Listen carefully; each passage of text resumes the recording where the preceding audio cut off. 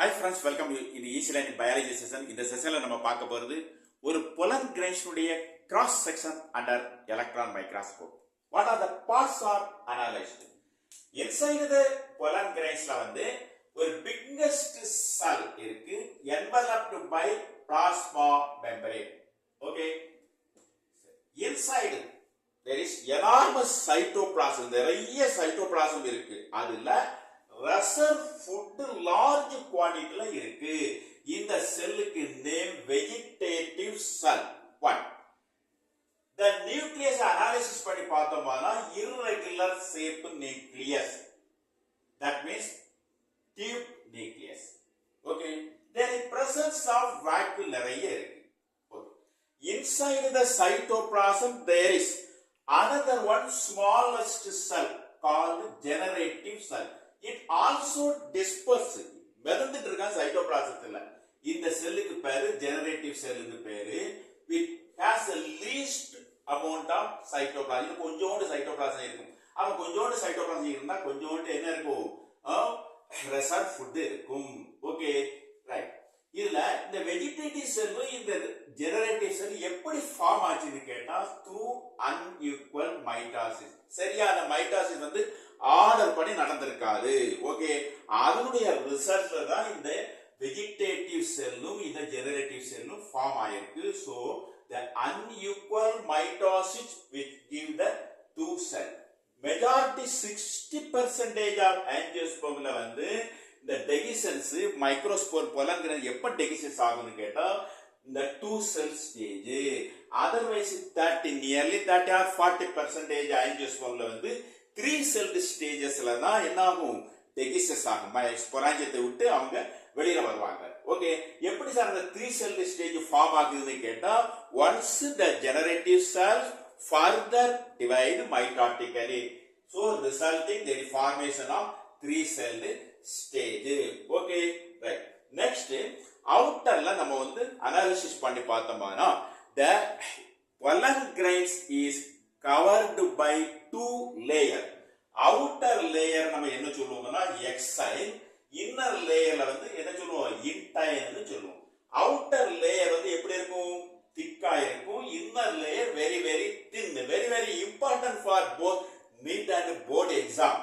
So the cell the combinations of exile. இந்த எக்ஸைல்ல என்ன கெமிஸ்ட்ரி என்ன கெமிக்கல் காம்போனன்ட்ஸ் இருக்குன்னு கேட்டா செல்லுலோஸ் இருக்கு, அதோட ஸ்போரோபொல்லனின் பிளஸ் பொல்லன் கிட்ட இருக்கு. இந்த ஸ்போரோபொல்லனினை யார் ப்ரொடியூஸ் பண்றாங்கன்னா டாபிட்டம்.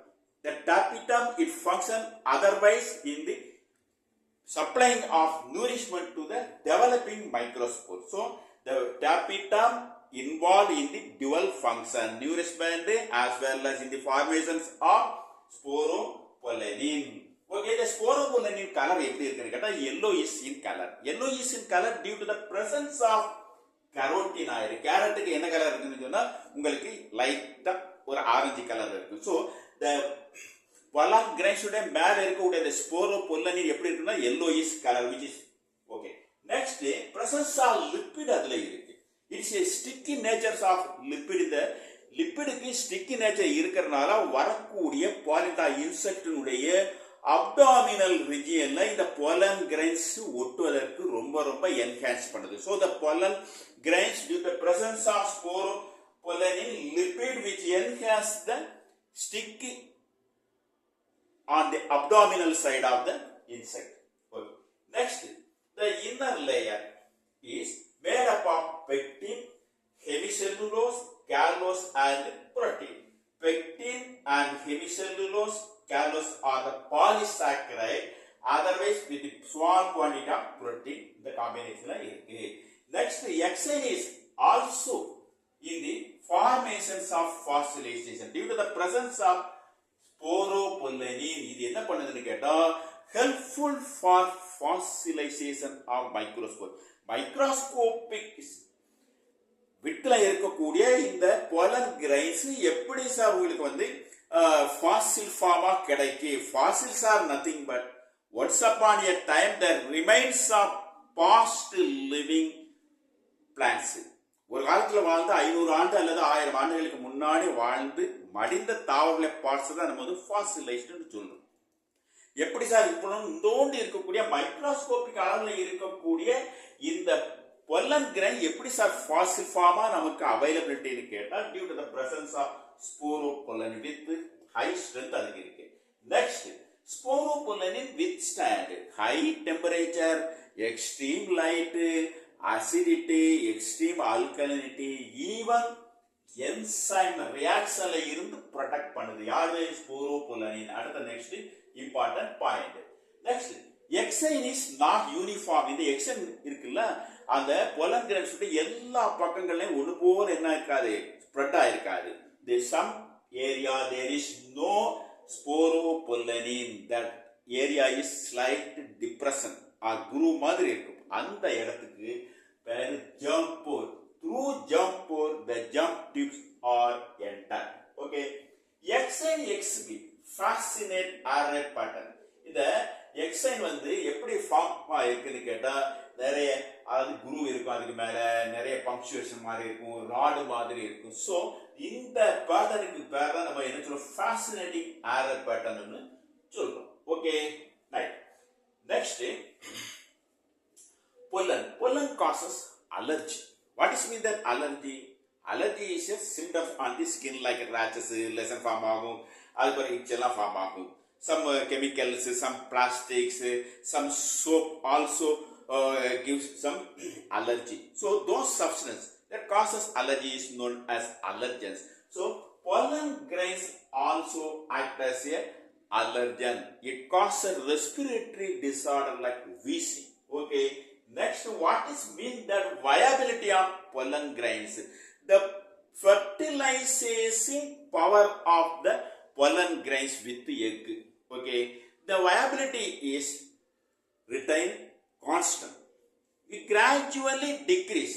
Okay, in our human sperms, the potential, the ability of the sperms fertilization with egg is nearly 3 to 5 days in a fallopian tube. அதாவது நம்முடைய ஸ்பெர்ம்ஸ் உடைய அந்த viability, அதனுடைய ஸ்ட்ரென்த் வந்து நியர் 3 to 5 days தான் fallopian tube ல இருக்கும்.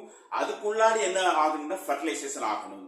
Without fertilization, the sperms it loses its potential, like as in Rosaceae, Solanaceae and Leguminosae family ல உள்ள pollen grains, they lost its viability for a month, 2 to 3 months வரைக்கும் அதனுடைய ability, அதனுடைய guarantee. Afterward it losses.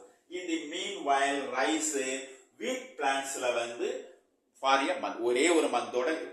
After that pollination maybe நடக்கும், ஆனா பொல்லன் tube வந்து என்ன ஆகாது, டெவலப் ஆகாது. So viability means the power of pollen grains to fertilize the egg means viability. Okay, that to maintain, to extend the viability of pollen grains, nowadays a cryopreservation is found.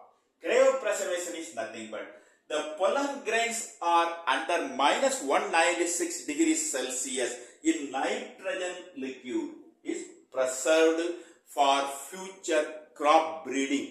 The process, the method is known as cryopreservation. The preservation is otherwise called cryopreservations. Hi friends, இந்த செஷன்ல வந்து doubt இருந்தா comments பண்ணுங்க, like பண்ணுங்க, share பண்ணுங்க students. Thank you.